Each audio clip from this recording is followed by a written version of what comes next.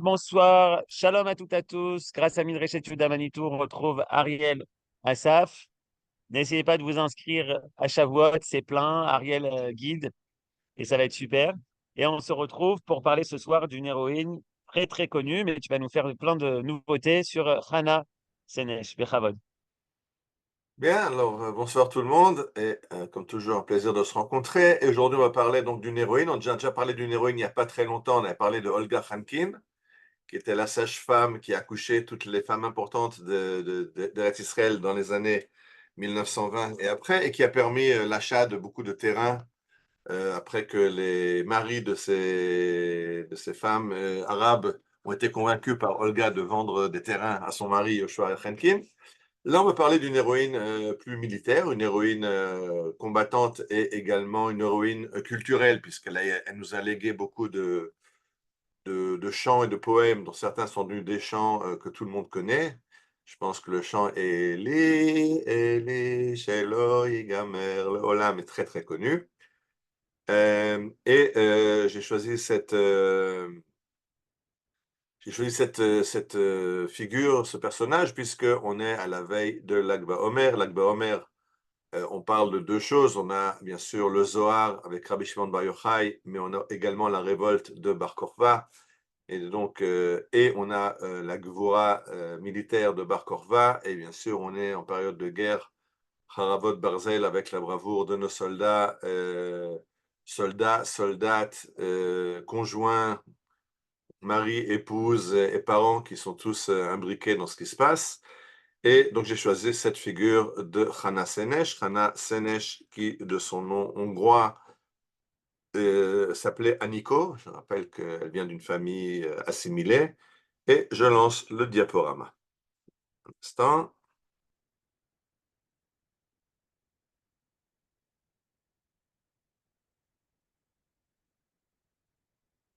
Voilà. Et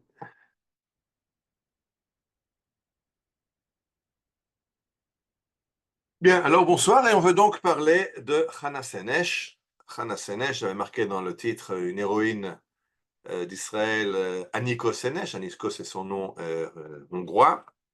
On la voit sur l'image là en uniforme de soldate anglaise. On la voit à gauche, on voit à gauche un timbre émis en l'honneur des parachutistes d'Eretz Israël qui ont sauté derrière les lignes nazies. Et au centre, un poème qu'elle a écrit, Ashrei Gafrour, Shen Israf Ve'etzit Levavot. Mais tout ça, on va faire dans l'ordre et on va y arriver dans quelques minutes. Alors commençons par le début. Et le début est donc en 1921 à Budapest en Hongrie. Hana Senesh, Nico Senesh, vous voyez à droite la photo à Nico, né dans une famille juive très assimilée, avec un père très célèbre, Béla Senesh, qui est un auteur, écrivain hongrois, mais qui décède très jeune quand elle est encore enfant. Et donc on la voit sur la photo avec sa mère Katharina et avec son frère Giora, Georges. Et elle écrit très tôt. À l'âge de 13 ans, elle va commencer à tenir un journal où elle raconte son histoire, mais elle écrira aussi des poèmes déjà très jeune. Son premier poème, elle l'a écrit à 6 ans. Pour comprendre, elle ne sait pas encore écrire, mais elle sait déjà composer. Elle demande à quelqu'un de composer, de l'écrire pour elle. Elle compose un poème et demande à une amie de lui écrire à 6 ans. Bon, avec un père écrivain et journaliste en Hongrie, elle avait les bons gènes. Elle grandit une enfance insoucieuse, insouciante, pardon, heureuse. Enfin non, elle a quand même perdu son père très jeune, mais enfin, la famille fonctionne, c'est une famille aimante et qui marche bien, et elle est très hongroise. Et tout ça va finir par un jour où Hana Senesh a 13 ans et elle choisit dans son école pour être directrice d'un des comités culturel des élèves de son école, et elle se voit obligée, contrainte de renoncer à son poste parce qu'elle est juive. C'est la première fois qu'on lui fait comprendre qu'elle est juive et qu'être juive, c'est être citoyen de seconde zone. Alors il y a un très bon film de Menachem Golan qui s'appelle La guerre de Hana, Et j'ai un extrait là où on voit quand elle va être en but pour la première fois à l'antisémitisme.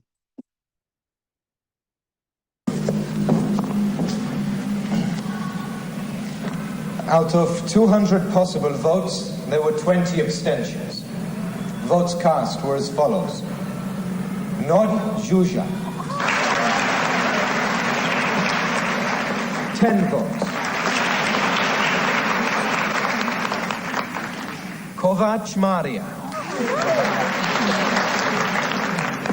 14 votes. Shiklushi Ildiko, 27 votes. Haba Ergi, 44 votes. Senesh Oniko, 85 votes.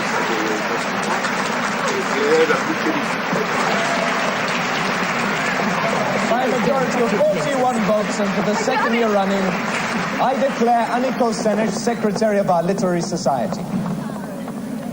Do you have an acceptance speech? Yes. Then go ahead.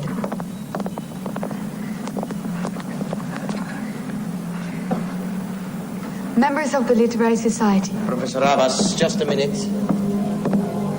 I've overlooked an important regulation concerning eligibility. What regulation? The new board has decreed that only Christians may be elected to important positions in Hungarian institutions, and Senesh Aniko is a Jew.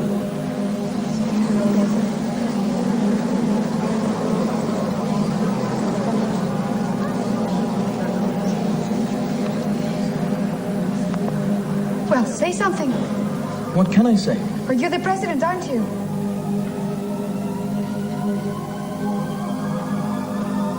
I'm sorry, Annika. Aniko, please.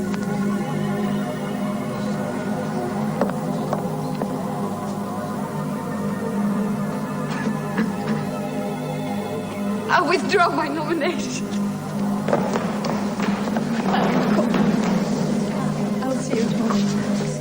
Donc, c'est la découverte de l'antisémitisme, mais c'est aussi pour elle la découverte de son judaïsme et du sionisme. Donc, ça va opérer un changement total de sa personnalité. Maintenant, elle s'intéresse à qu'est-ce qu'être juif, puisqu'elle est en but à cet antisémitisme. Alors, elle ne s'est jamais posé la question. Maintenant, elle veut comprendre ce que c'est qu'être juif, quelle est son identité juive, et elle découvre le sionisme et elle se lance à fond dans l'activité des actes sionistes. Alors, elle apprend le Tanakh, elle apprend la Bible, puisqu'elle veut découvrir son judaïsme. Et regardez à gauche la lettre, c'est une lettre manuscrite qui se trouve aux archives de Hana Senesh, qui sont aujourd'hui à la Bibliothèque nationale d'Israël, à Jérusalem. Et vous pouvez lire, c'est écrit de sa main avec beaucoup de fautes d'orthographe.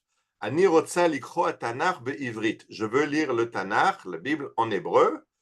Ani odat sheyeh kashe me'od. Je sais que ce sera très dur. Aval zot asafat ha'emetz, mais c'est la véritable langue et la plus belle. Et c'est la langue qui exprime notre peuple. Alors voilà, c'est sa découverte de l'hébreu, du judaïsme, du sionisme, et elle commence à écrire en hébreu. Elle a 14 ans. Alors, vous voyez des photos d'elle en Hongrie, encore avec sa belle robe de soirée à droite, et à gauche, elle a reçu un appareil de photo, et voilà, elle invente le selfie. C'est elle qui se fait un autoportrait, si vous voyez bien. Elle tient l'appareil photo dans ses mains, et elle photographie son reflet dans le miroir. Voilà, alors, le selfie, ce n'est pas sur le téléphone aujourd'hui. Hana Senesh a déjà fait du selfie dans les années 30 à Budapest. Et la prochaine étape va être de partir et d'aller en Eretz Israël. Alors, pour aller en Eretz Israël, c'est complexe à l'époque. D'abord, il faut convaincre sa mère. Ensuite, elle décide que si elle va en Eretz Israël, elle y va pour faire de l'agriculture. Et elle a entendu qu'il y a en Israël un Nahalal, qui est un moshav, donc un village agricole de la vallée de Israël. À Nahalal, il y a une ferme-école pour les jeunes filles. Et alors, elle écrit en hébreu une lettre à la directrice de l'institution.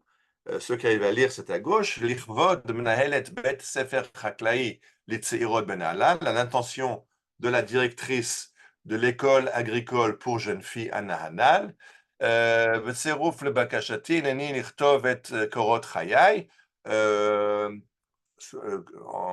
En adjonction à ma demande, voilà, je vous joins mon CV, et elle raconte son histoire, son enfance à Budapest.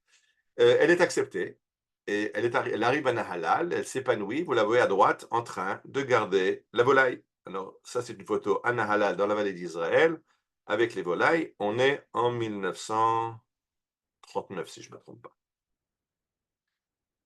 38, pardon. Et voilà une lettre qu'elle écrit à la maison. Je ne sais pas si je vous ai déjà annoncé que je suis sioniste, mais je suis arrivé à la conclusion que c'est la seule solution pour le problème juif, et que le sionisme en Eretz Israël est fait pour rester, c'est un fait établi. Et je sais que ça va être dur, mais je suis prêt à me mesurer, ça en vaut la peine. Et de nouveau, vous la voyez dans la photo de droite, vous voyez la ferme école de Nahalal, et à gauche, vous la revoyez avec les volailles. C'est aussi quelque chose d'entièrement nouveau. Comprenez que le sionisme, c'est quelque chose de neuf, ce retour à une normalité, à vouloir être un peuple sur sa terre en Eretz Israël. Le retour à l'agriculture, ça fait 2000 ans qu'on ne fait pas d'agriculture. Et Hannah Meisel, agronome, a eu cette idée folle de créer une ferme pour former des jeunes filles agricultrices. Parce qu'au départ, même les jeunes filles qui vont se joindre à un kibbutz, eh ben, elles vont faire des travaux de filles, c'est-à-dire de femmes, c'est-à-dire qu'on va les retrouver à la cuisine, à la lavanderie, et c'est les boulots qu'on leur donne. Et Hannah Meisel va dire non, on va former les jeunes filles à l'agriculture. Il y a un très beau musée parce que la première école agricole, elle l'a créée à Kinneret, au bord du lac de Tibériade, à côté de la Moshava Kinneret. Il y a l'école Chabad Alamot, la ferme des jeunes femmes, où là-bas, il y a un des bâtiments qui est un petit musée qui raconte l'histoire de Hannah Meisel avec son idée de faire une école pour jeunes filles. Et ce qu'elle fait, elle ancre les travaux, elle dirige les travaux sur des travaux un peu plus faciles, pas dépierrer la terre d'Eretz Israël et les travaux les plus difficiles, mais la volaille, gardienne d'oie, Rachel, la poétesse nationale Rachel Mikineret, sera gardienne d'oie, va apprendre à garder les oies. On a une très belle photo où elle garde les oies et elle rencontre Zalman Shazar, le futur président d'État d'Israël. Et donc le potager, la traite des vaches, les métiers agricoles, mais un peu plus facile pour ces jeunes femmes. Et Hannah Senesh il trouve son épanouissement dans cette ferme école de Nahalal. Une fois qu'elle est formée, vous la voyez à gauche, parce que bien sûr, il faut aussi faire quand même, il faut être à la cuisine et peler des patates. Mais elle décide, pardon, et à droite, vous la voyez sur les pentes des montagnes du Gilboa, qui sont au-dessus de la vallée. Vous voyez la vallée d'Israël avec les champs en dessous d'elle. Et là, elle est assise sur les pentes du Gilboa. J'avais amené une photo de cet endroit-là dans la conférence sur le KKL, où j'avais montré de quoi ça avait l'air à l'époque et de quoi ça a l'air aujourd'hui. Toute cette colline est boisée. Le KKL a planté une forêt sur ce versant. Et elle écrit énormément. Elle écrit son journal, elle écrit des poèmes, maintenant entièrement en hébreu. Et cette ferme est une ferme école pour former les jeunes filles. Après, il faut aller se joindre à un moshav ou à un kibbutz, et elle décide de rejoindre le kibbutz de Sdot Yam. C'est un kibbutz qui se trouve juste à côté de la ville antique de Césarée, le parc national de Césarée. Juste à côté, il y a un kibbutz Sdot Yam qui fait de l'agriculture, mais qui fait aussi de la pêche. Et elle est parmi les fondateurs de ce kibbutz de Sdot Yam. Alors, il y a une photo à droite, vous voyez, elle a été colorée, la photo est en noir et blanc, mais quelqu'un lui a ajouté la couleur. Et à droite, vous les voyez travailler avec une des premières maisons du kibbutz à construire ce kibbutz de Sdot Yam. Et elle écrit des poèmes. Et ces poèmes, elle va les donner à une amie pour qu'elle lui les garde. Et donc, vous voyez là ce cahier qu'elle a écrit en 1940 à Sdot Yam et qu'elle appelle Marberet Lelo Safa, un cahier sans langue. Elle a une langue très riche, elle a une langue très poétique, mais elle appelle ça encore Pourquoi elle l'appelle, on peut en discuter, sans langue. Voyez à droite qu'elle dédicace ce cahier à le Miriam Yitzhak. Miriam Yitzhak, c'est son amie à qui elle donne à garder ce cahier. Et la première, elle ajoute, en 1940, elle ajoute en préface, il y avait une page de livre apparemment, elle ajoutait un poème que je vous ai mis à gauche. Et ce poème s'appelle Bimdurot Milchama. Donc le cahier, elle le donne en 1944 à Miriam Yitzhak, mais elle ajoute ce poème de 1940 qu'elle a écrit quand elle était encore à Nahalal, Bimdurot Milchama, dans les feux de la guerre, puisque 1940, octobre 1940, on est déjà dans la Shoah, c'est déjà pas seulement après l'Anschluss, la Tchécoslovaquie et la Pologne, mais c'est déjà, Hitler a déjà pris pratiquement une grande partie de l'Europe de l'Ouest. Et elle écrit Bimdurot Milchama Bidleka Besrefa dans les feux de la guerre, l'incendie, etc. Ben Yamim Soharim Shel Adam, dans ces océans de sang. Inani Mavira Panas Katan, j'allume une petite lampe. Le Chapes Ben Adam, et je cherche un homme. Bon, c'est pas. C'est Démosthène, je crois, qui cherchait un homme. Bon, je ne me mouille pas. En tout cas, elle cherche un homme et c'est peut-être prémonitoire de la chanson qui va la rendre célèbre, la chanson qui est chantée dans beaucoup de cérémonies en Israël et qu'on va écouter maintenant. Eli, Eli, Shelo Yamer L'Olam, mon Dieu, que ne finisse jamais le sable, la mer, le bruit des vagues, l'éclat du ciel et la prière de l'homme. Donc elle écrit ça sur le bord de la plage de Sdot Yam, à côté de Césarée.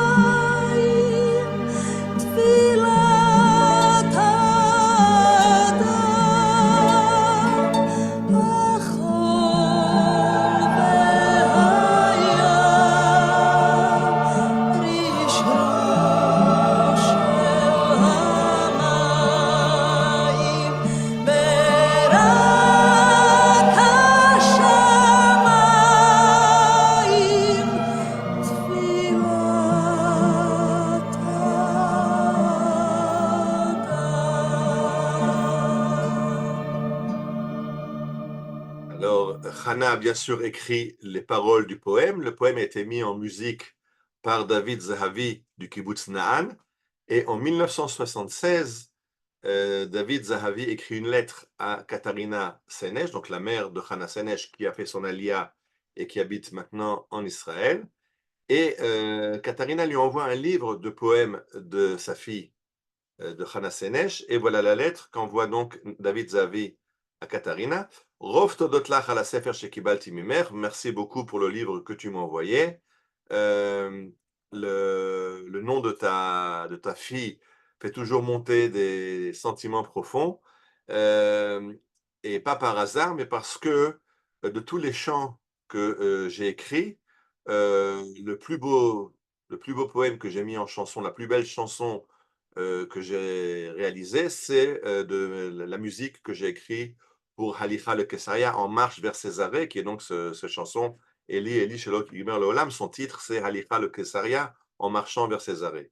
Et continue David Zahavi, et je dois reconnaître que quand j'ai composé la musique de cette chanson, les larmes me sont venues aux yeux, pardon pour le sentimentalisme, mais beaucoup me disent que c'est le plus beau de mes chants. Donc c'est vraiment un chant extraordinaire et je dis qu'il est beaucoup chanté en Israël à différentes occasions, Yom HaZikaron, etc.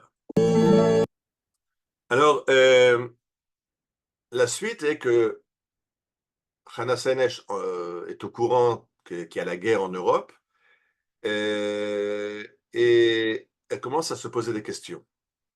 Alors, vous la voyez à droite sur une moissonneuse Asdotiam, et elle écrit Ra'iti davar gadol bereshito, j'ai vu quelque chose de grand et j'ai voulu m'associer. Quelque chose de grand qu'elle a vu, c'est le kibbutz. Ce sionisme, c'est quelque chose d'extraordinaire et elle veut s'associer. Maintenant, d'un autre côté, elle a reçu une lettre de Budapest et ça lui fait aussi réfléchir à son passé. Bon, on va lire ensemble cette lettre. Elle est tombée sur... il y a quelques jours, mes yeux sont tombés sur deux choses.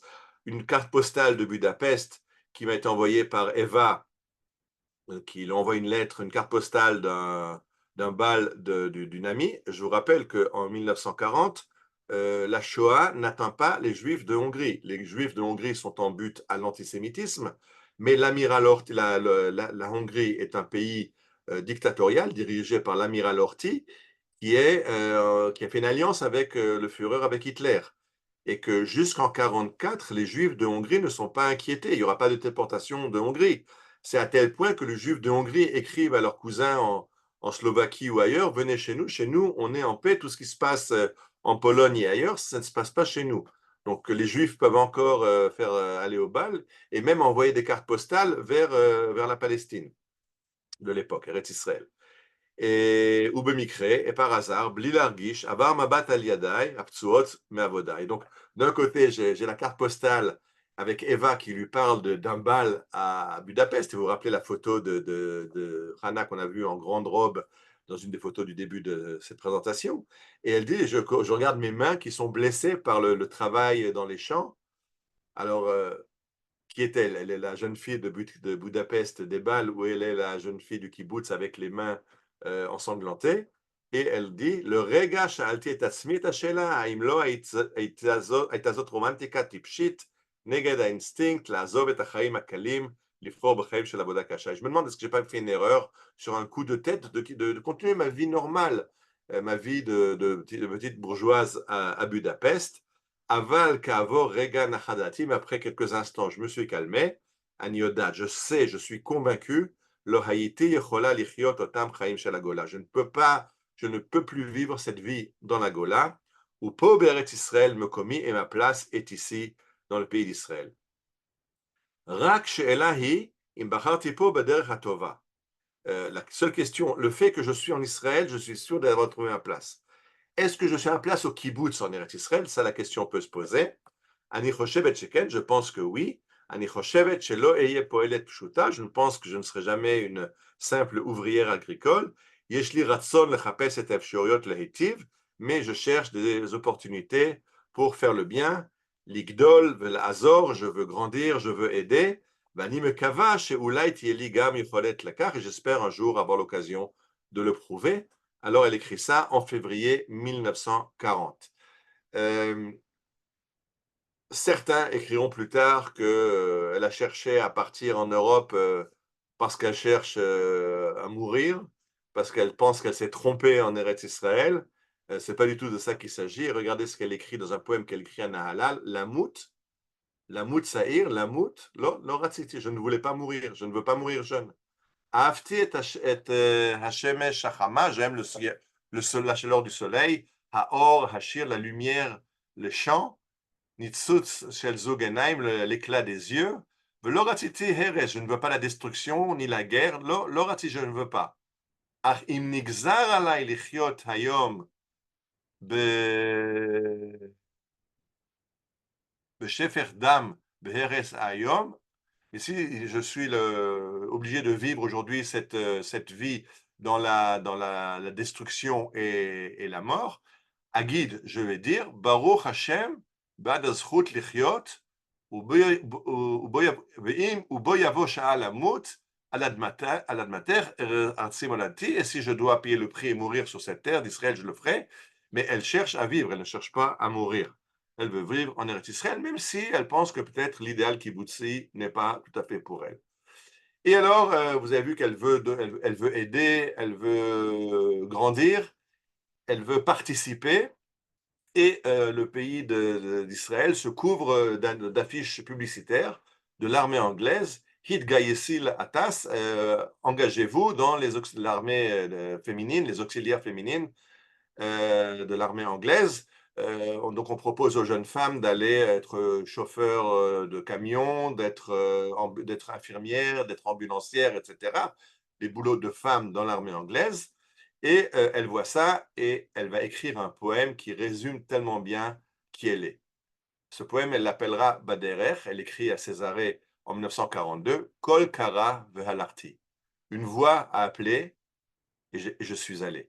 Halarti Kara Hakol. Je suis allé parce que la voix a appelé. Halarti leva l'épaule, je suis allé sans trébucher. Achal Parshat Derachim, à la croisée des chemins, Satamti Oznai Baloven Hakar, Uvachiti Ibadti Davar. J'ai fermé mes oreilles dans le blanc, la froideur blanche, et j'ai pleuré parce que j'ai perdu quelque chose. Alors je ne sais pas exactement ce qu'elle veut dire, mais ce qui est célèbre dans ce chant, c'est surtout la première strophe. Une voix a appelé et je suis allé parce que la voix a appelé. C'est-à-dire qu'il y a un appel, on a besoin de vous, et Hana Senesh répond à cet appel.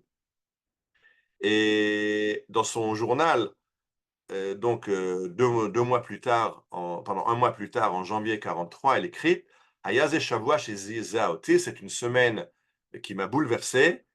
Kambi eze rayon pitomi shen tzricha linsua le Hungaria. J'ai une idée bizarre, il faut que je retourne en Hongrie. Pourquoi?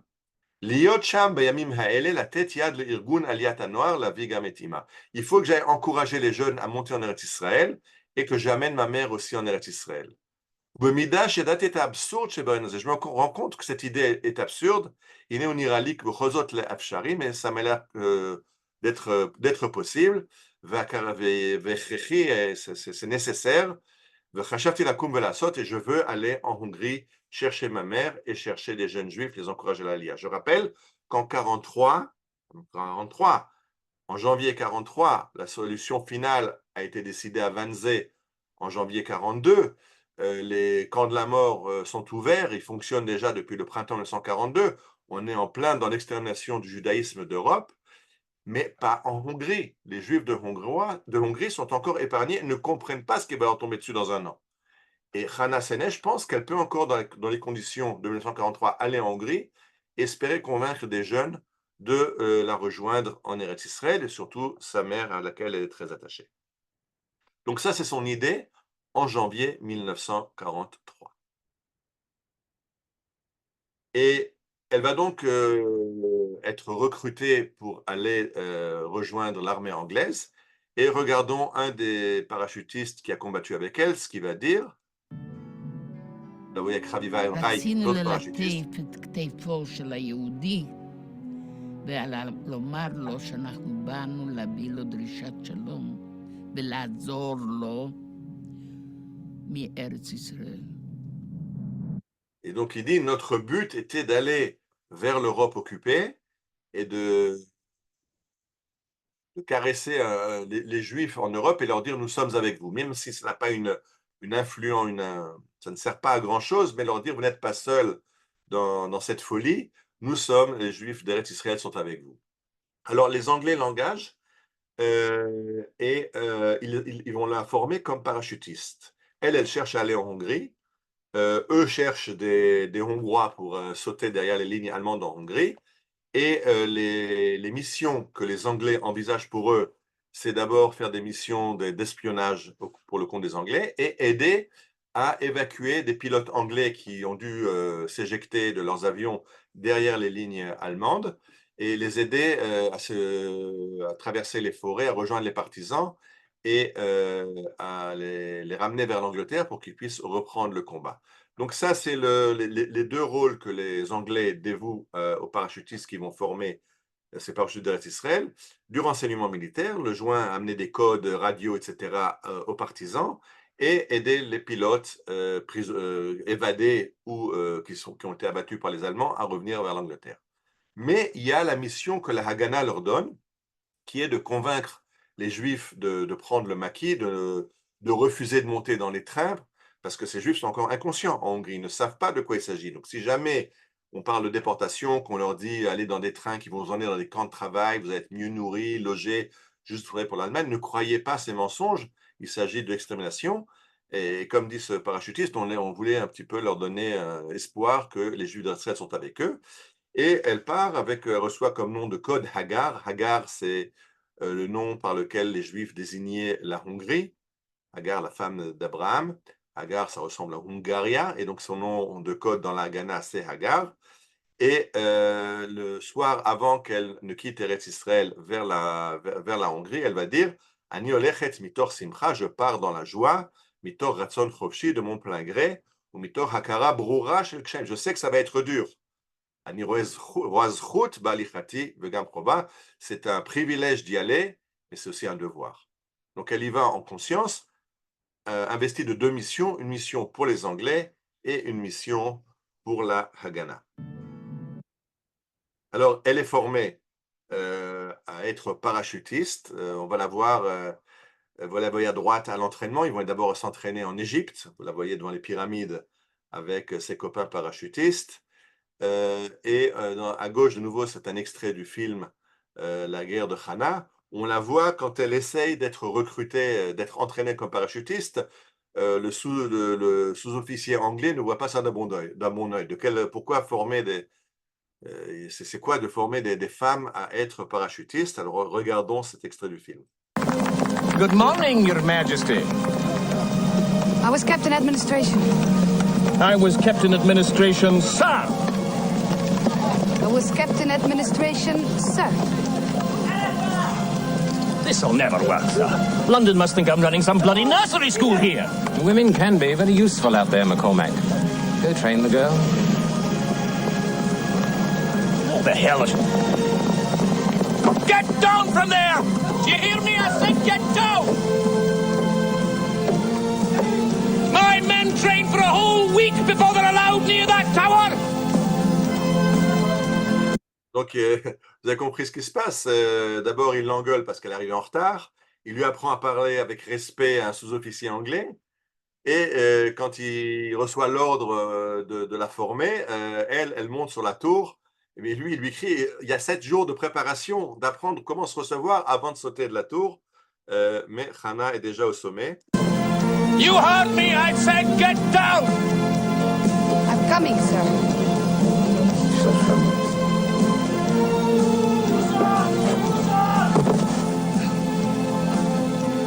Is my jump all right?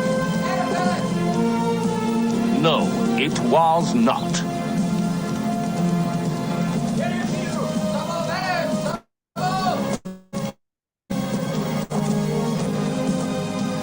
Wait till I teach you how, miss, please.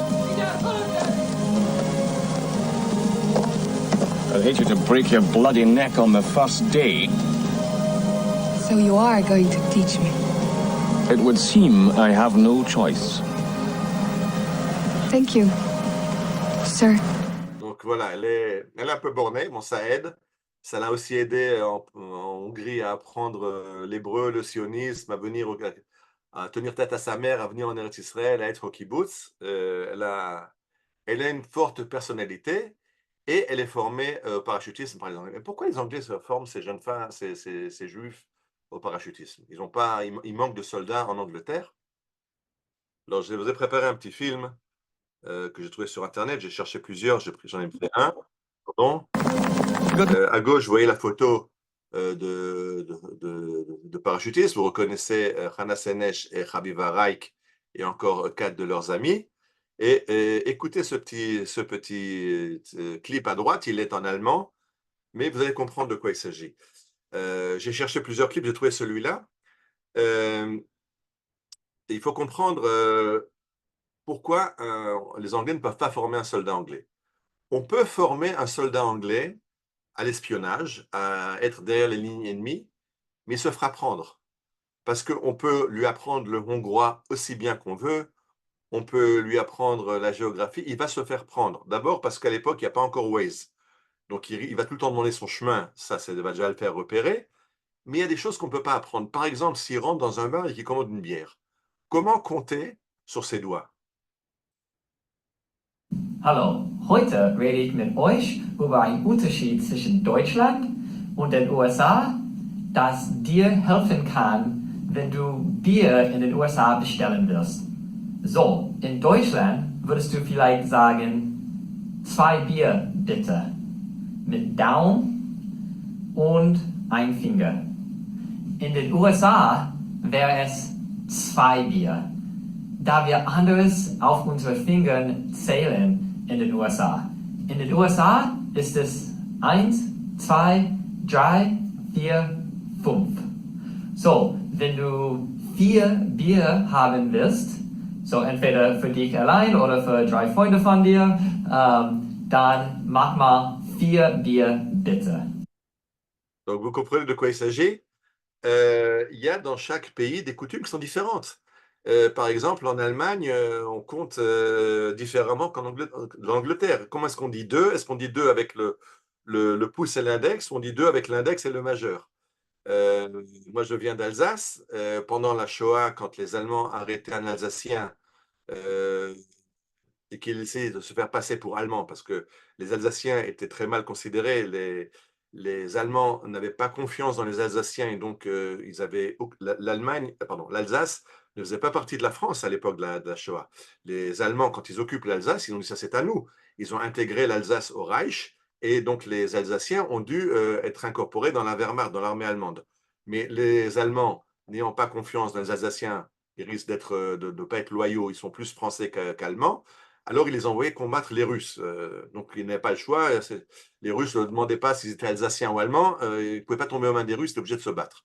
Mais comment est-ce qu'un Allemand qui se doutait, qui était dans le doute, est-ce que devant lui se trouvait un Allemand ou un Alsacien faisait pour l'identifier? Ben, tout simplement, il le bousculait. Si c'est un Allemand qu'on bouscule va crier « Ach ». Un Alsacien qu'on bouscule, il a éduqué à la française, il va dire « Aïe ». Et ça, c'est une chose qu'on ne peut pas apprendre dans les cours d'espionnage, à se conduire avec les réflexes innés de quelqu'un du pays. C'est pour ça que pour les Anglais, il est très important, quand ils vont sauter des parachutistes derrière les lignes allemandes, en Slovaquie, en Hongrie, en Yougoslavie, d'avoir des gens du pays qui savent se conduire comme les locaux et qui ne feront pas les erreurs du débutant, et donc qui ont des chances de ne pas se faire prendre par les Allemands.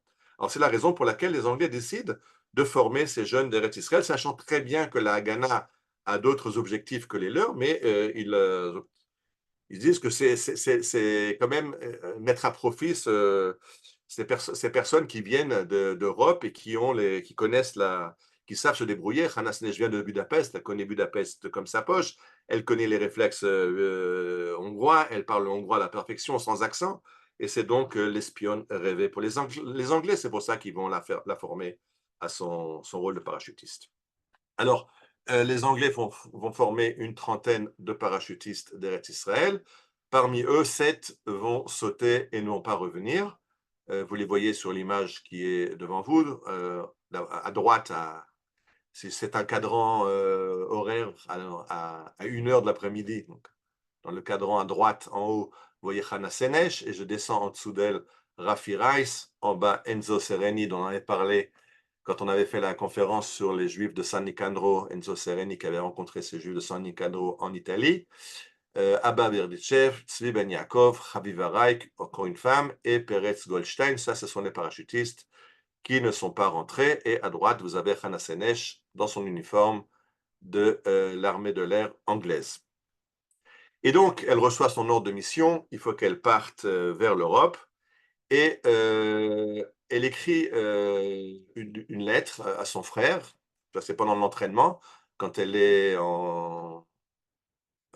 je ne sais plus si c'est à Bari, je crois que c'est à Bari en Italie, elle écrit une lettre, vous voyez la lettre manuscrite en haut en anglais, My dear George, et vous voyez en bas la traduction en hébreu, donc mon cher George, Giora, je t'envoie cette lettre très, très courte pour que tu saches que tout va bien.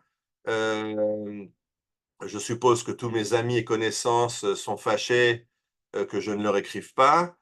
Si tu peux, essaye s'il te plaît de leur expliquer la situation. De toute façon, voilà, finalement, ils me pardonneront. Même à maman, je n'écris pas en ce moment, et il faut que tu lui écrives en mon nom. Donc, fais défaut et écris à maman en imitant ma signature et en imitant mon écriture. Alors, je te permets de faire un faux de ma signature, juste Betikva kilot ase shimush l'tchayvut financiot. Ne te sers pas de ma fausse signature pour prendre des engagements financiers en mon nom. Bon. Tes lettres arrivent avec beaucoup de retard, mais ils finissent par arriver. Et je suis toujours heureuse de recevoir de tes bonnes nouvelles. 1000 baisers et le bonjour à tous les amis à la maison. Pour elle, George n'est plus, elle sait qu'il n'est plus en Hongrie. Lui aussi était en but à l'antisémitisme. Il veut faire des études et il est en France où il fait ses études. Donc lui passe la Shoah en France. Vous vous demandez là peut-être pourquoi est-ce que Hana Senesh, qui a grandi à Budapest et qui a un frère qui est lui aussi hongrois de Budapest, même s'il est en France, pourquoi ils s'écrivent en anglais? Ça, c'est imposé par la censure anglaise. L'Angleterre, il y a une censure militaire des lettres ils n'ont pas de censeur en hongrois. Donc, s'ils veulent écrire des lettres et qu'elles aient une chance de passer la censure et d'être expédiées, il faut que ce soit en anglais pour que la censure puisse les contrôler. Et sur le Hana s'organise pour partir vers l'Égypte et son officier veut lui donner une journée de congé. Et elle dit, pourquoi cette journée? Il dit, parce que ton frère vient d'arriver en Eretz Israël. C'est pas possible, mon frère il est en France. Et son officier lui dit, non, ton frère est arrivé et il est interné au camp d'athlètes et il est maintenant en Eretz Israël. Et Hana va avoir l'occasion de passer quelques heures avec son frère avant de partir pour l'Europe, pour la mission dont elle ne reviendra pas. Donc, vous voyez cette photo de Hana et de Giora, la dernière photo ensemble en 1944.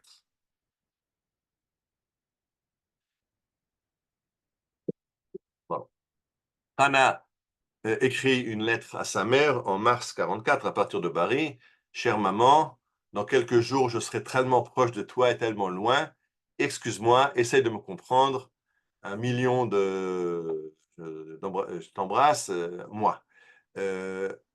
Comprenez ce qu'elle dit. Je serai très, très loin et très proche. Parce qu'elle sait qu'elle va sauter en Hongrie. Elle ne peut bien sûr pas dire à sa mère qu'elle vient en mission secrète pour les Anglais en Hongrie. Je ne sais pas si sa mère a compris de quoi il s'agissait. Apparemment non, puisqu'elle va tomber des nues quand elle va découvrir que sa fille est à Budapest. Et dans l'avion, alors j'ai expliqué que Hana écrit depuis l'âge de 13 ans. Elle écrit un journal, elle écrit des lettres, elle écrit des poèmes. Et dans l'avion qui l'emmène vers la Hongrie, avant de sauter en parachute, elle est toujours encore en train d'écrire. D'ailleurs, un de ses officiers anglais dans l'avion dira, c'est dommage pour cette jeune femme, elle ne reviendra pas, c'est une mission suicide. Il y a peu de chances que ces parachutistes reviennent une fois, ils vont se faire attraper, c'est à peu près évident. Eux aussi, ils savent que cette mission est très, très risquée.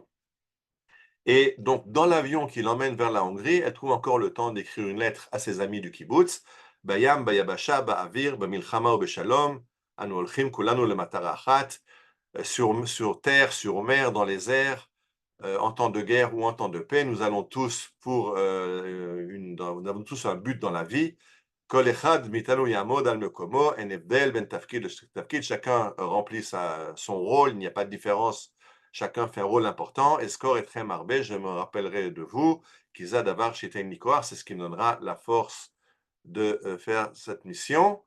Et elle part pour sauter en Yougoslavie. Elle saute en parachute en Yougoslavie et elle est accueillie à terre par les partisans de Tito. Alors, elle est là. Et elle a sauté dans les derniers jours de mars, en mars 1944. Or, c'est justement le moment où l'Allemagne va envahir la Hongrie. Donc, ils ne peuvent pas directement passer en Hongrie. Ils attendent que la situation, qu'ils aient les faux papiers nécessaires et que la situation soit plus claire pour passer en Hongrie.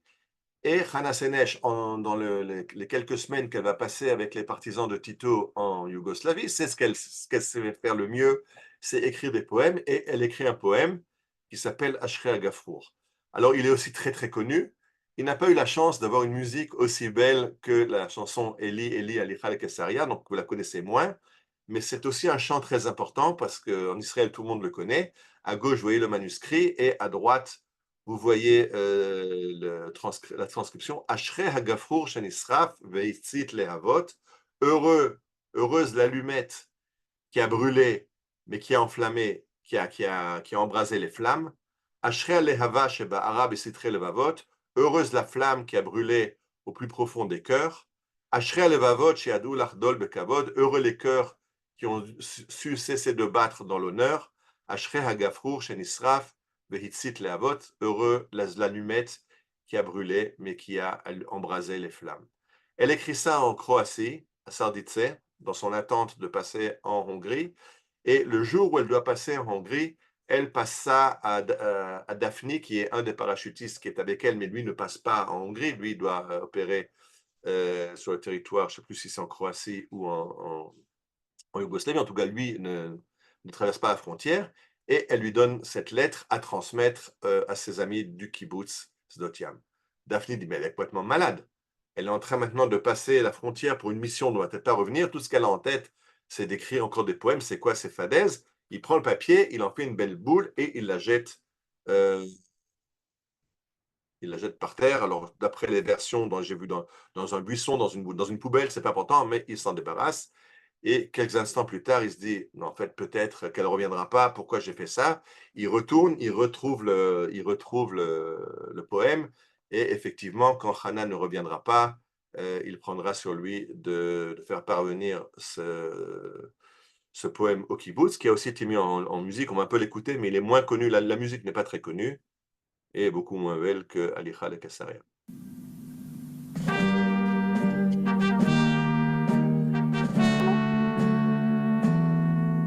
אשרי הגפרור שנשרף והצית להבות. אשרי הלהבה שבערה בסתרי לבבות. Tout à fait dans le style des chants des Martarot de l'époque. Et voilà, donc je reviens un instant à Hana. Hana traverse la frontière hongroise. Là, vous avez le résumé. Elle a sauté en parachute en Yougoslavie le 15 mars 1944 avec Rouven Daphne, Yona Rosen, Ava Verdichev. Il s'est donc reçu par les partisans de Tito. Mais comme le temps qui s'organise, le 19 mars, c'est-à-dire 4 jours plus tard, les Allemands envahissent la Hongrie parce qu'ils n'ont plus confiance dans l'amiral Horthy. Alors, il faut qu'il reste encore un petit peu chez Tito, le temps de voir ce qui se passe en Hongrie. Et c'est seulement le 7 juin que Hana va pouvoir traverser la frontière et rejoindre la Hongrie. C'est le moment de la grande déportation des Juifs de Hongrie, puisque Eichmann arrive dans les basques de l'armée allemande et rapidement, il met au point la déportation des Juifs de Hongrie. Et c'est le moment où Auschwitz va être, Birkenau Auschwitz II va être amélioré malheureusement, ce que les Allemands appellent, pour pouvoir massacrer plus de Juifs dans une journée. Le train jusqu'en 1944 arrivait sur un quai de gare. Les rails arrivent, ce que vous connaissez dans tous les films, on voit les rails qui arrivent dans le camp de Birkenau, juste à la porte des crématoires. Ça a été fait pour ces Juifs de Hongrie qui ne comprennent pas ce qui leur tombe dessus, puisque jusqu'en 1944, ils n'ont pas été inquiétés par les Allemands. Et quand Hana Senesh passe la frontière, directement, elle tombe dans une souricière, elle a été trahie. Les versions sont très nombreuses, je ne vais pas maintenant faire un cours, essayer de faire une enquête, ce qui s'est passé. En tout cas, elle est arrêtée et torturée et emprisonnée par les Hongrois à Budapest. Alors, ils vont lui faire rencontrer sa mère pour essayer de la faire craquer. Sa mère ne savait pas qu'elle était en Hongrie. En essayant de convaincre Katarina, de convaincre Hana de parler. Ils vont essayer de faire pression sur Hana. Attention, on va faire du mal à ta mère. Mais Hana ne cède pas. Et finalement, ce qui va se passer, c'est qu'elle va être condamnée à mort par un tribunal militaire hongrois. Alors, attention, elle est condamnée à mort après que les Russes sont en train déjà de bousculer les Allemands et on est à 2 doigts de la libération de Budapest. On va regarder de nouveau un extrait du film et comprendre que c'est sous les bombes des Russes, quand les Russes sont déjà à la porte, que les Hongrois vont la condamner à mort pour trahison. Le chef d'accusation, c'est qu'étant hongroise, comment elle a pu travailler pour les Anglais, qui est un pays en guerre, et donc elle a trahi son peuple, le peuple hongrois. En haut à gauche, vous avez les croix fléchées qui sont le parti nazi hongrois, donc allié de Hitler. Et regardons cet extrait du film, on voit le procureur militaire qui, de façon tout à fait illégale, l'a fait condamner à mort sans jury, sans appel, rapidement avant que les Russes n'entrent dans Budapest.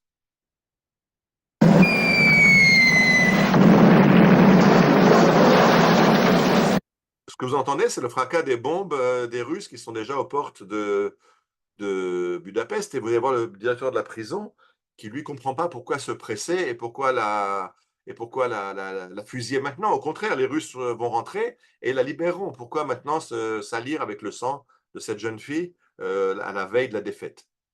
It's entirely illegal. I'll have to have a court order. I am the court. I am the chief prosecutor, and I am ordering you to be prepared to do it at once. Can't you see? It's for your sake as well as for all of us. Don't you see that? I'll have to have a firing squad. I'll have to call the army. We'll use the prison guard if we have to. What's the urgency? Just listen. Listen!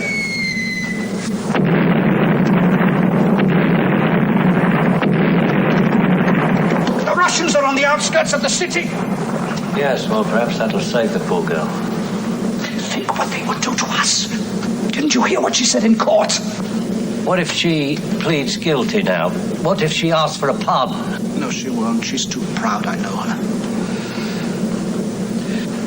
Take me to her.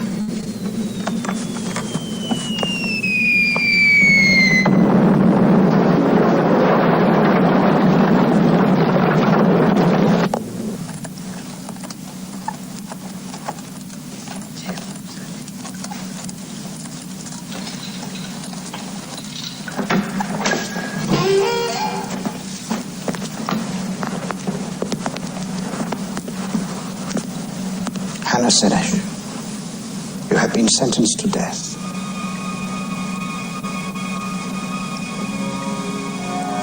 Do you wish to plead guilty and ask for a pardon?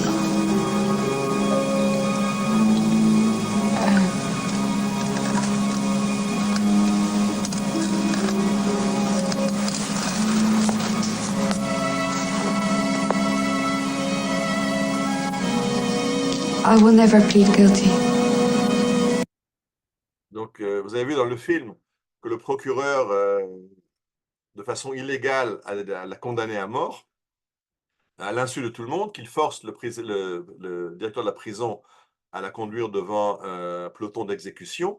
Et le directeur de la prison lui a demandé, mais qu'est-ce qui se passe, qu'est-ce qu'on va faire si jamais elle plaide coupable, elle demande un recours en grâce? Il dit, n'aie pas peur, elle est beaucoup trop fière pour ça, elle ne fera pas de recours en grâce, et évidemment, c'est ce qu'elle dit.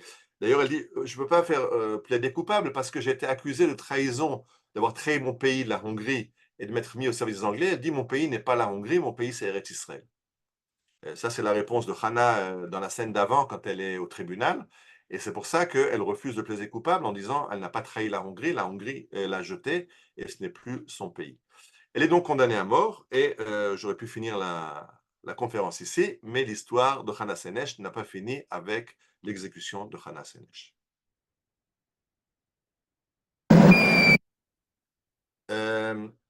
Jusqu'au dernier moment, elle écrit, comme toujours, et quand son corps est rendu à la famille, on trouve sur elle un morceau de papier, vous le voyez à gauche, c'est écrit en hongrois parce que c'est dédié à sa mère, destiné à sa mère, et elle écrit « Chère maman, je ne sais pas quoi te dire, je te dis juste la chose suivante. Je te remercie 1000 fois et pardonne-moi si tu peux.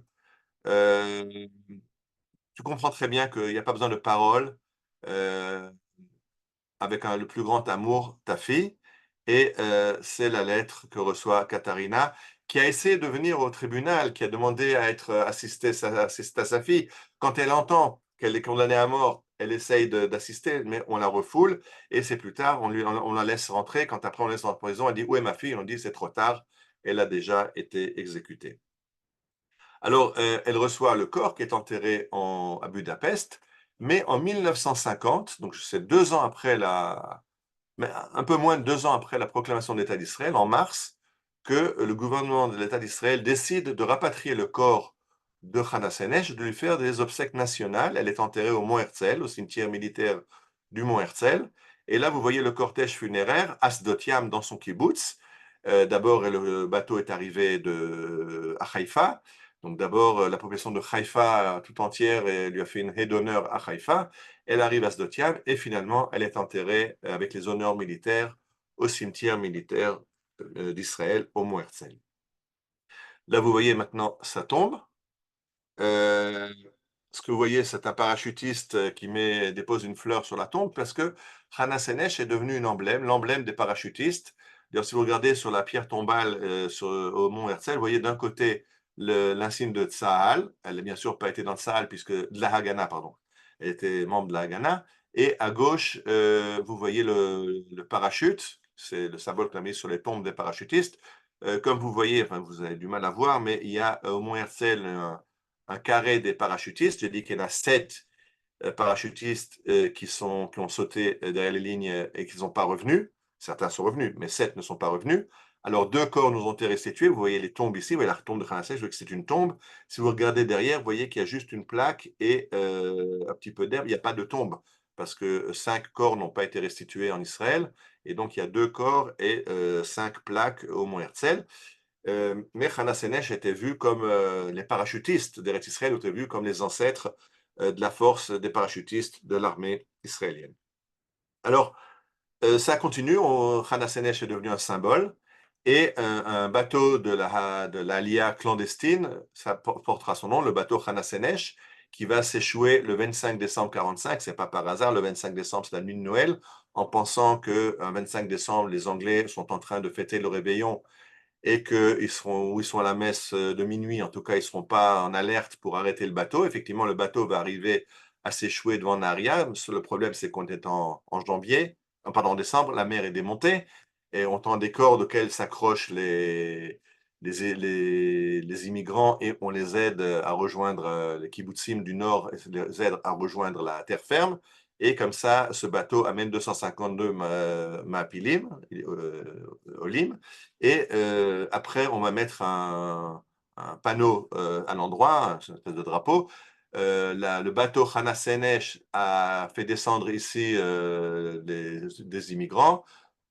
Sfinazot Bechof Naria Achat Hamatzevot le Shishet Millioné Machenu Vachiotenu, ce bateau qui s'est échoué, donc il reste à ce moment-là, il est encore échoué près du rivage. C'est un monument à la mémoire des 6 millions de nos frères et sœurs qui ont péri dans la Shoah. Tiyezot Teudat Kalon, c'est un signe d'infamie pour le gouvernement anglais. Donc ça, c'est le bateau Hana Senesh. Il y a un kibbutz qui porte son nom, le kibbutz Yad Hana, dans la région du Sharon, près de Natania, porte le nom de Hana Senesh. Il y a 2 films qui ont été tournés. Vous voyez ici le Hana Senesh de Menachem Golan, mais plus proche de nous, il y a un autre film qui est, vous voyez, la version hébraïque, la version anglaise, dont je vous ai amené tout à l'heure quelques extraits. Il y a un film qui a été tourné il y a quelques années qui s'appelle Blessed is the Match, vous vous rappelez? Heureux, l'allumette qui a enflammé les cœurs. Alors, c'est le nom qui a été donné à ce film, Blessed is the Match, d'après le poème de Hana Senesh, La vie et la mort de Hana Senesh, vous voyez le parachutiste avec l'étoile de David. À droite, un livre pour les enfants, Hatsan Khanit Shelo Shava, la parachutiste qui n'est pas rentrée. Au centre, une pièce de théâtre qui raconte l'histoire de Hana Senesh. Donc, c'est vraiment une figure très connue dans la culture sioniste. Et pourquoi? Parce que je rappelle que l'État d'Israël, dans ses premières années, les Juifs d'Eretz Israël, encore avant l'État d'Israël, de 45 à 48, ont du mal à comprendre l'histoire de la Shoah. Comment les Juifs se sont laissés massacrer par les Allemands comme des moutons, menés comme des moutons à l'abattoir. Et donc, en Israël, on a du mal à s'identifier avec ces Juifs de la Galoute. On a voulu s'identifier avec le Tsabar, avec ces jeunes faibles Lorit Vassar, avec les cheveux au vent qui se battent dans le palmar. Et donc, Hana Senesh était d'un côté une jeune fille qui est venue de là-bas, qui est arrivée de Budapest, mais qui s'est battue, qui est allée comme parachutiste dans la Shoah. Donc, pour les Israéliens, c'était plus facile de s'identifier avec Hana Senesh que de s'identifier aux Juifs de Budapest qui ont été conduits vers les camps de la mort. Et c'est pour ça que Hana Senesh est une des figures qui est restée dans l'histoire israélienne. On avait du mal à se rappeler, je rappelle que le jour de la Shoah en Israël ne s'appelle pas Yom HaShoah, mais s'appelle Yom HaShoah Ve'Hagvura, le jour de la Shoah et de la bravoure. Parce qu'en Israël, dans les premières années, on a eu du mal. Moshe Dayan dira plus tard, quand il y aura l'histoire des enfants de Maalot, cette école de Tzfat qui a été kidnappée par des terroristes dans l'école où ils dormaient à Maalot, et quand la Sayeret Matkal va donner l'assaut, il y aura de nombreux morts parmi les élèves d'après les profs. Moshe Dayan va dire, mais je ne comprends pas, les profs ont tous fait l'armée, les moniteurs ont fait l'armée, ils sont entraînés. Et il a dit, là j'ai compris que quand on est à main nue devant des mitraillettes, on ne peut pas faire grand-chose. Et il dit, là j'ai commencé à comprendre ce qui s'est passé dans la Shoah, que ces Juifs d'Europe ne pouvaient rien faire face aux mitraillettes des Allemands, mais ça a pris des dizaines d'années pour les Israéliens de comprendre. C'est pour ça que Hana Senesh, elle, on a écrit des livres, on a fait des films, on a mis en musique ses poèmes parce que c'est une figure qui parlait plus aux Israéliens de l'époque. Alors, justement, là, c'est une explication que parmi les 7, il y a eu 7 parachutistes qui ne sont pas revenus. Pourquoi avoir choisi Hana Senesh? Parce que Hana Senesh est membre d'un kibbutz, elle fait partie de cette élite de la gauche israélienne, mais elle n'est pas politique.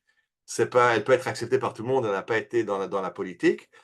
Et dans cette figure emblématique de Hana Senesh, il y a quelques années, des parachutistes israéliens ont sauté en parachute en Yougoslavie, à peu près sur les lieux où Hana Senesh a sauté. Et vous voyez là le t-shirt qu'ils ont fait, Jumping for Hana Senesh. On saute pour l'honneur, en mémoire de Hana Senesh. On va voir un petit clip de la télé israélienne où ces parachutistes israéliens expliquent qu'ils continuent Hana Senesh dans ce saut לכבוד המאורע הזה החליטו כמה צנחנים ישראלים להוציא לפועל משימה מורכבת, לבצע צניחה לזכר חנה סנש במקום המשוער שבו צנחה עם חבריה בשנת 1944 במבצע שהוביל לבסוף להוצאתה להורג. בן מיטלמן עם הכתבה.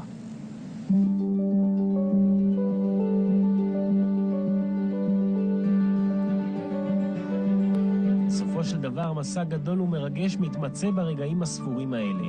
4 צנחנים ישראלים בין שמיים לארץ, חופשיים, מאושרים, 67 שנים אחרי שעשתה זאת באותו מקום ובנסיבות שונות לחלוטין. חנה סנש.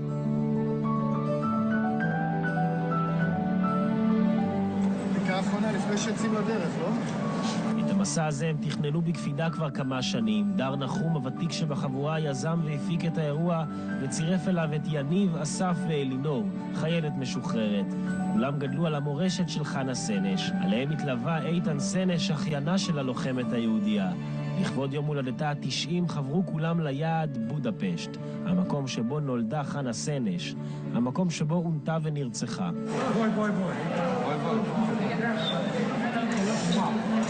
בהונגריה הצנחנים מישראל הפכו בהפתעה לאטרקציה תקשורתית. הם התארחו בתוכניות הבוקר של הונגריה. She was very Zionist. ערכו לכבודם אפילו מסיבת עיתונאים במוזיאון הלאומי של בודפשט. המדינה שרק בשנת 94 הסכימה לבטל את סעיף האישום כנגד סנש בגין בגידה במולדת, מתייחסת היום למורשת שלה בהערצה. כיכר מרכזית בלובליאנה. המסע הזה התפשט למקומות נוספים. עברו את הגבול לבודפשט, שם נתפסו, עונו ונרצחו. ב-2011 הצנחנים הישראלים התקבלו על הקרקע כגיבורים.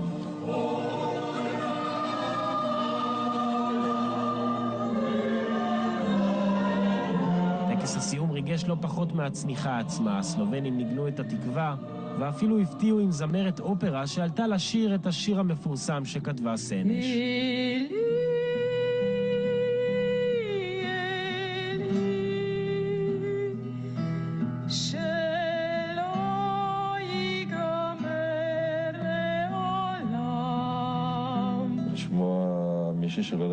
Donc, C'était en 2011, donc on voit que l'histoire de Hana Senesh continue. Et j'avais dit qu'elle sautait en Yougoslavie. La Yougoslavie, à l'époque, en 1944, aujourd'hui c'est en Slovénie.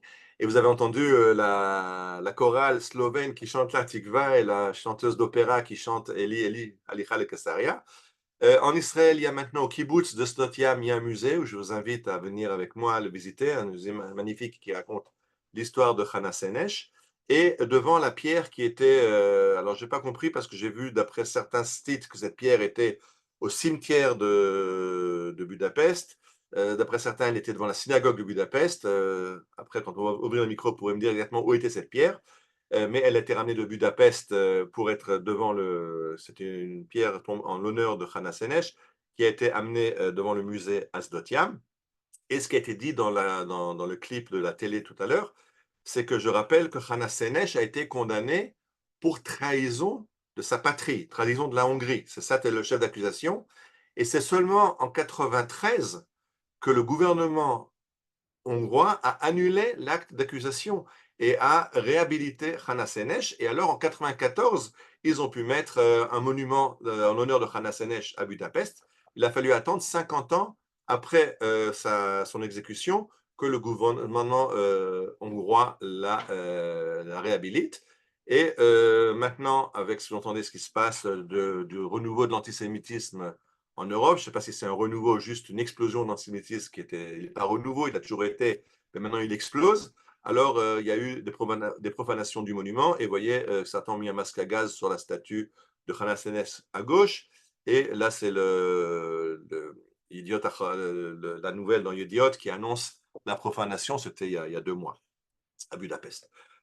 Une chose dont je n'ai pas parlé, c'est que Hana Senesh a eu le malheur de tomber entre les mains des Hongrois et de la Gestapo un mauvais moment.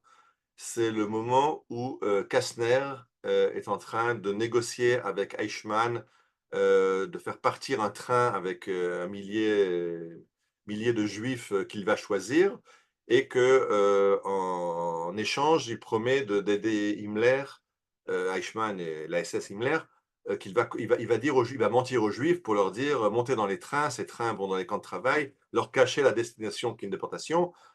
Après, en Israël, il y aura un procès Kastner, un procès contre quelqu'un qui l'a diffamé. Je ne vais pas rentrer, à l'occasion, on fera peut-être une conférence sur le procès Kastner. Mais disons que Hana Senesh, au moment où elle tombe, les chefs de la communauté, Kastner, qui est le chef sioniste des sionistes de Budapest, est occupé à autre chose que sauver Hana Senesh. Donc, il ne veut pas s'imbriquer dans l'affaire, la défendre vis-à-vis des Hongrois. Lui, ce qui l'intéresse, c'est de faire partir le train avec ses proches et de négocier avec Eichmann. Et c'est pour ça qu'elle est entièrement larguée par la communauté juive de Budapest. Et il y aura un film qui a été tourné il y a quelques années en Israël par Moti Lerner sur le procès de Kastner, enfin, le procès Greenwald-Kastner. Et là, il y aura, la famille va attaquer le réalisateur parce que dans le film, le réalisateur fait dire à Kastner qu'il va dire à Katharina Senesh, mais ta fille était inconsciente, pourquoi elle est venue se foutre dans les pattes des Allemands? C'est-à-dire qu'il fait tout retomber sur la tête de Hana Senesh. La famille a attaqué, finalement c'est arrivé au Bagatz. Et vous voyez ici les décisions de Aaron Barak et de Michel Cheshin, deux juges du Bagatz, où Aaron Barak dit c'est pas important quelle était la vérité, il s'agit on peut pas, il y a la liberté d'expression des artistes, et si le réalisateur a voulu faire tourner le film comme ça, c'est pas un film documentaire, c'est un docudrama, il a le droit de changer un petit peu la réalité, et finalement il permet au réalisateur de laisser la scène provocatrice qui accuse Hana Senesh de ce qui lui est arrivé. Mais il va après en privé dire à Moti Lerner, tu sais, coupe cette séquence. Mais il dit en tant que décision de la Cour, il y a une liberté totale de la presse, des artistes, et je ne peux pas fixer. Michel Cheshin est un peu plus mitigé, mais c'est un sujet qu'on pourra débattre quand on fera la conférence sur Kastner, pas aujourd'hui. À Tel Nof, qui est la grande base des parachutistes, il y a un monument aux parachutistes tombés dans l'armée d'Israël, et un des premiers noms qui figure sur le monument est le nom de Hana Senesh. Donc, de la même façon qu'elle est enterrée au au Har Herzl. On voit à droite les photos qu'on a déjà vues de Hannah Senesh en uniforme et sa tombe au Mont Herzl. Sur le monument des parachutistes, elle figure parmi les premiers.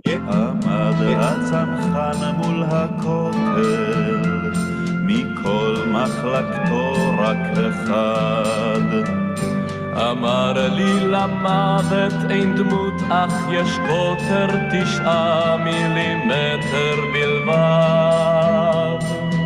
Si on parle des parachutistes d'Israël maintenant, dans cette période bientôt de la guerre des 6 jours et de Yom Yerushalayim, pour ne pas parler de ces parachutistes dont on a parlé, qui se voient les héritiers des parachutistes du Palmach et de Hannah Senesh, ces parachutistes qu'on voit ici, la photo la plus connue des parachutistes qui pleurent devant le mur, le Rav Goren qui sonne le chauffard, mais l'image qui moi me parle encore plus, c'est cette photo du Rav Goren avec ce chauffard et le Sefer Torah sur le Har HaBayit, en haut, pas au mur, mais au-dessus, sur l'esplanade du temple, et les parachutistes qui se prennent en photo, qui sont pris en photo devant le dôme du rocher. Et dans toutes les photos que vous pouvez voir sur Internet, vous verrez toujours cette photo qui coupe le toit pour surtout que vous ne voyez pas ce qui se trouve sur le toit, qui est le drapeau israélien qui flotte sur le toit, sur le dôme doré. Mais très vite, Moshe Dayan, le premier ministre de la Défense, va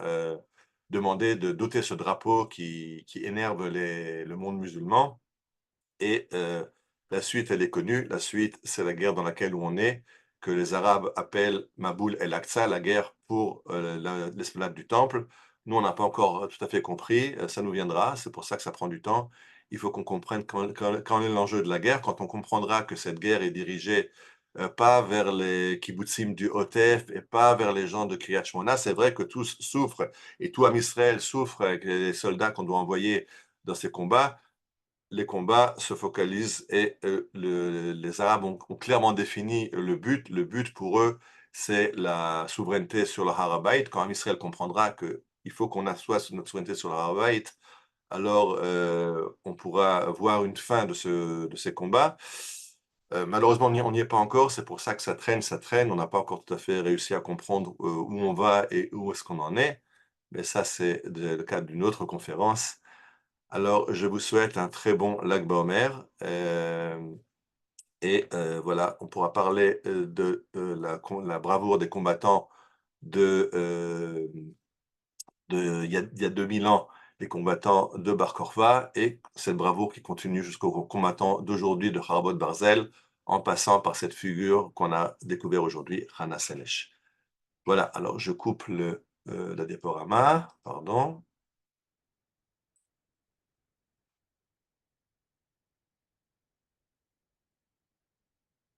Et on peut ouvrir le micro. Tu ouvres, Johan, ou j'ouvre moi? Je peux aussi le faire. Les micros sont ouverts. Voilà.